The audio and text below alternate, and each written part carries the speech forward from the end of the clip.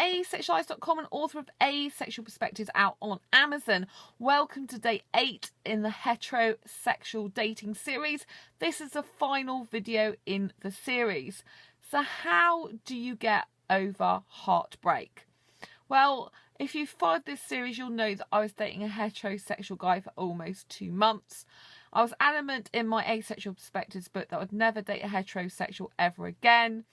And it wasn't so much his heterosexualness that caused a lot of the issues of why I stopped dating him, but it was a lot of the other problems that was really to do with his personality, behaviour and attitude towards me. But how can you get over heartache? You know, I mean, this guy I had deep emotional feelings for. I still do have some feelings that I'm not totally over yet. I had some love feelings for him that was super strong. I wouldn't say it was full-blown love, which is great, but it was really deep emotional feelings. And yeah, so how do you cope with that? Well, the first thing is to recognise that when you're getting over the loss of someone, that's what it is. So when you split up dating with them, split up in a relationship with them, split up seeing them, when there is no more contact like there isn't between me and him, you know, it can take a while to get over it, and you have to admit that it's a loss. You're grieving for a loss. You know, whether that person was nice or was horrible to you is, you know, it's important, but sometimes you can still feel like you've lost them anyway, you know. I mean, I'm happy being single. I have an awesome life in general. I have great friends. I love myself, but still I can miss the company of this guy who wasn't good to me in the end. But that's the point. He was good to me before, and I'm remembering the good times sometimes. So one is you have to remember, you know, one is that you have to grieve first. You have to realise you're grieving. You have to let the emotions out. Do not bottle them up. Let yourself cry over that person. You know, if you love that person, allow yourself to feel that love. You can't, you know, denying it is just going to make it be even stronger. You know, you have to say to yourself, well, I might love this guy now, but this time will pass. There'll be a time when I do not love this guy anymore. There'll be a time when I do not care about this guy anymore. There'll be a time when I do not need this guy or want him in my life anymore. There'll be time when I'm over this guy, when he is out of my life for good. There'll be a time come where I don't care about this guy anymore, because it will come. It will come. You just have to trust in the process, which is really difficult when you're grieving. So let all the emotions out. Do not bottle them up. Do not be afraid to cry. I want crying out. The quicker it's out, the quicker you can move on with your life. Yeah, but you people say, oh, remember the good times you had with them. No, you need to focus on the bad times you have with them. The more you focus on the good times, the more you'll want that person back. Because if all you're thinking is they're good for you, you felt great around them, you really love being around them, what's it going to do to your mindset? It's going to make you think, well, in order to feel great and good, I need to be with them again.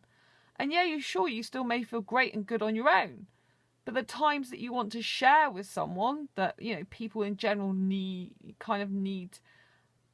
that human contact sometimes, you know, and the time that human contact, if it was with that person quite a lot, which in my case it was, I was spending a lot more and more time with them, then you kind of like, when you're thinking about that time, then you'll remember the good times and you'll think, I want to be with them again, or I want to see them again and spend time with them again, which is what was happening to me. I've been remembering the good times. Now, when I think of the bad things, the fact that he told me not to trust him, the fact that he was ignoring me in the club, the fact his body language is more for other women than for me, the fact that he had something happen which was potentially really dangerous for me in the club, and it put me in a really scared position. I didn't even want to get in the car with him. The fact there was no advantages or benefits to me seeing him ever again in my life. You know, all those are things that I need to focus on in order to remind myself this guy is no good for me.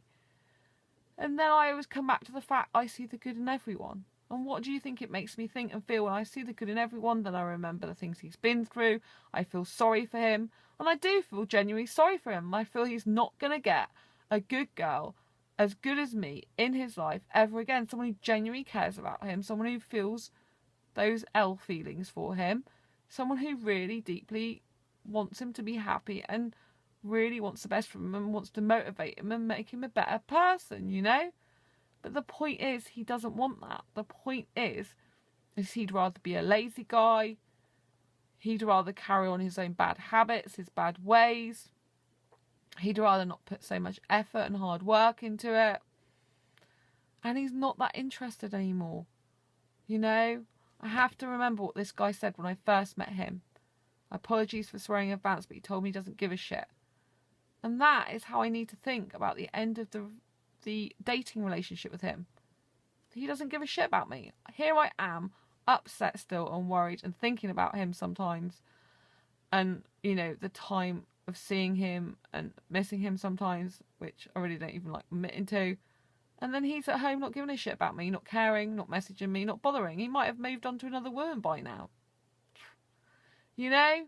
And here I am, upset still. It's not good for me, is it? But I have to recognise that I can't go around denying it. The worst thing you can do is go denying your feelings.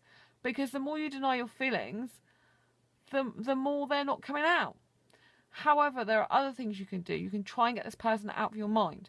So if you're connected to them on social media, block them. Even if you're not connected to them, block them anyway. So there's no chance of popping up and looking at your stuff and them coming up in someone you may want to know feed. So this guy I was dating, I did see him on Facebook. He wouldn't be my friend on Facebook in the end. And so I looked at him quite a bit, his profile, and then after I stopped dating him, I sort of went to see if he was looking at any other, you know, making friends with other women. How quickly he was doing that was like a few days afterwards. I noticed he'd going to another follower. I don't know if it's man or woman. I just thought he's getting on with his own life. I need to get on with mine.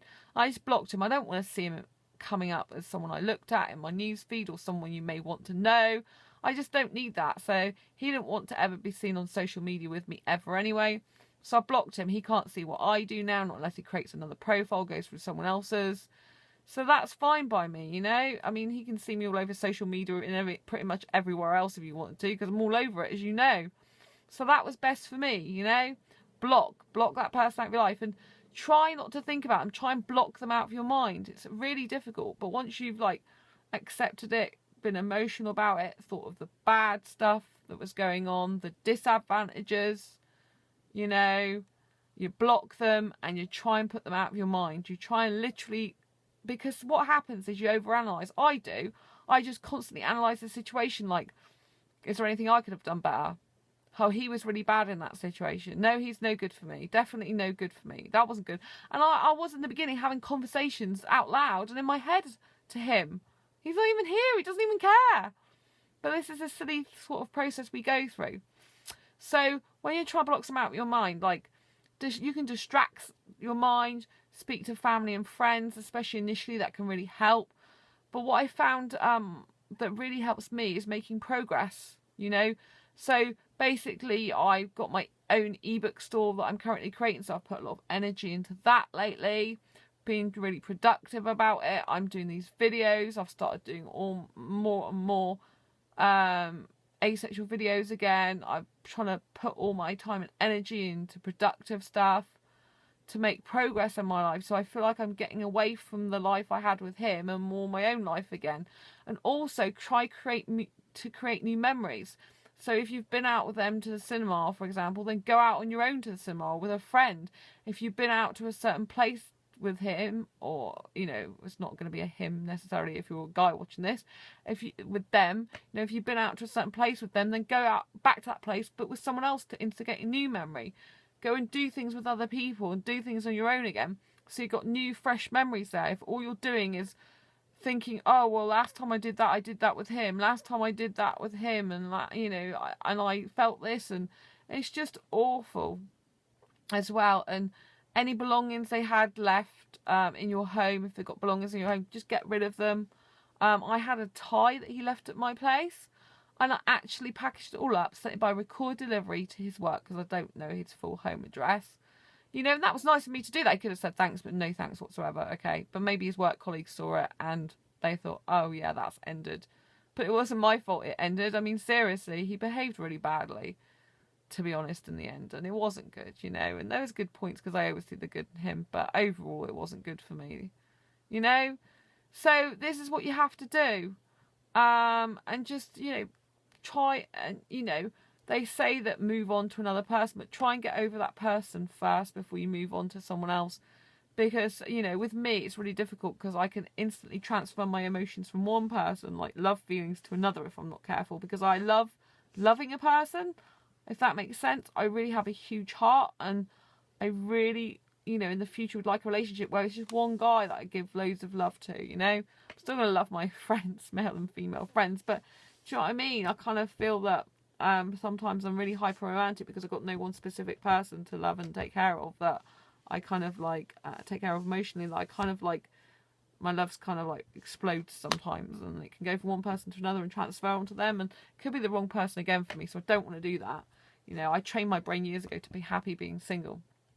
The guy I was with, dating, he actually asked me a question as we were coming back in the car from the trip, and he said to me, are you still in love with any of your exes? I'm like, no, I'm really not. Most of them were abusive and bad for me, so why would I for a start? But it was kind of weird he asked me that question. Very strange. But, I'm over all my exes. I don't have any feelings for them. In fact, if I have any, it's like hate for one of them. I know hate's a really strong word, but one of the guys I dated for years, he didn't care about me whatsoever in any way, shape or form.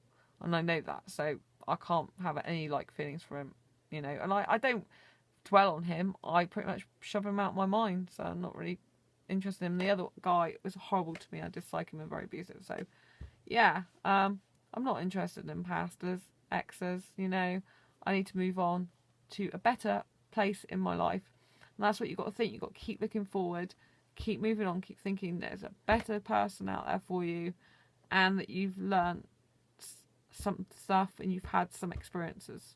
It wasn't, not everything was bad with him, but overall, in the end, nearly most things were bad overall with him. There was a lot more disadvantages to dating him or seeing him for me than there would be ever advantages, ever. So anyway, I hope that's helped you, and I hope you, if you are suffering with heartache right now, I want you to know that I do understand where you're coming from. I don't care whether you've been, seeing a person for a week or 2 months or 6 years. Heartbreak and heartache is heartbreak and heartache. It hurts like hell sometimes. Feels like your heart's being ripped out of your soul. It's not nice feeling sometimes, and I totally get where you're coming from. And all I could say is stay strong. Just remember, you will get through this. You're a super strong person. Even though it hurts right now, you will get through this, and you'll be in a much better position in your life to be happy than you ever would have been with that person who's not right for you and who didn't deserve you. And I did actually call the dating off with him, so I did the right thing, even though it was painful, very painful. Anyway, until next time, embrace your quirky and each other's. Give this video a thumbs up if you like it. Share it with all your friends. Please comment below on how you think you should get over heartache and heartbreak. If you've got any tips and tricks, please leave them down below so we can share them across this whole asexual community and help each other out. That's what it's about after all. And I will see you on another video. Take care. Bye bye.